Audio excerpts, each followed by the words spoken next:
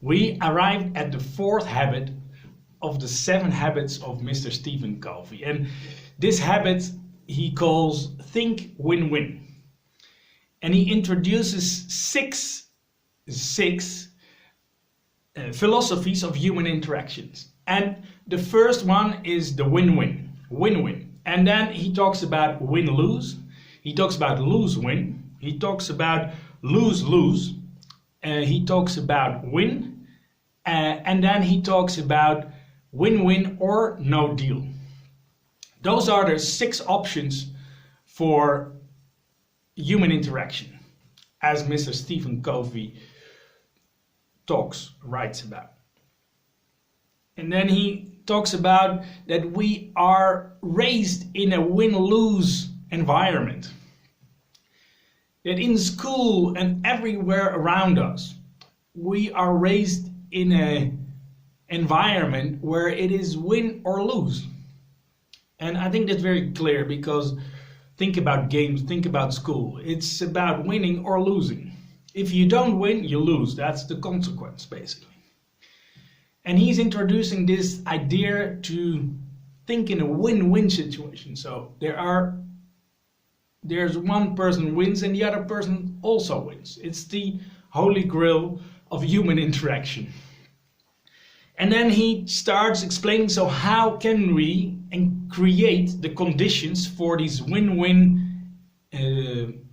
environment, for a win-win environment. And he has 5 dimensions where he says that if you live along those 5 dimensions, it's very likely to create win-win deals and win-win, to make win-win agreements and live a win-win life, mindset. The first one is character, and the second one is relationship. The third one is agreements. The fourth, system, and the last one is processes. So those are the 5 dimensions, and let's dive into each one of them quickly to make the match with parenting.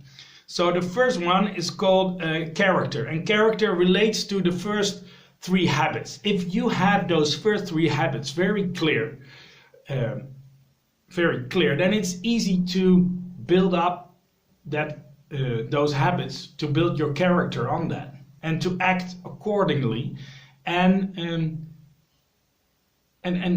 have your character in place there, and be confident about your character.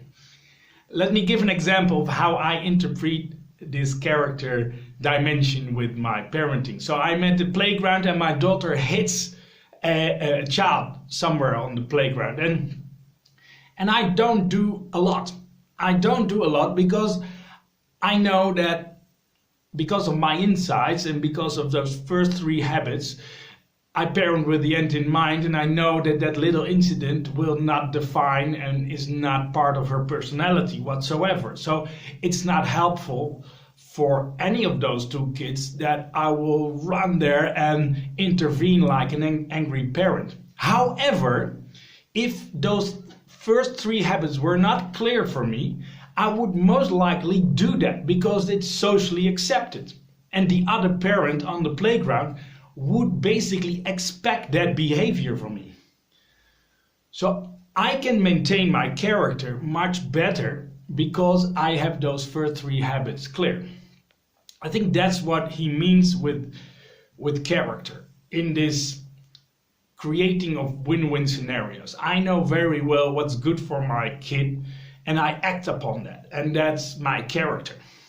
So the second dimension of the win-win is called relationships, and I think that's very clear, especially with kids, because forget about making headway in the heat of the moment when the relationship is a bit itchy.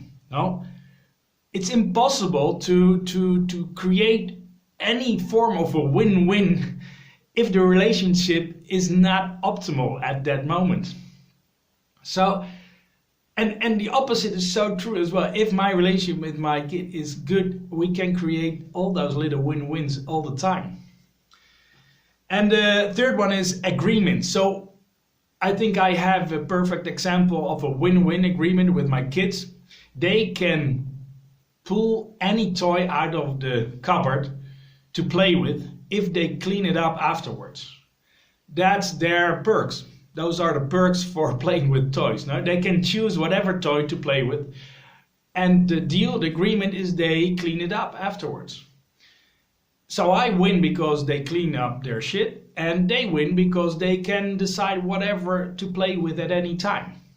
If they break the rule, break the agreement, automatically the perk goes away. No, they have to ask me to play with it. So the fourth one is called systems, and that's about the rules of the game. Mr. Stephen Covey has an excellent example here. He goes out playing to a bowling alley with his family.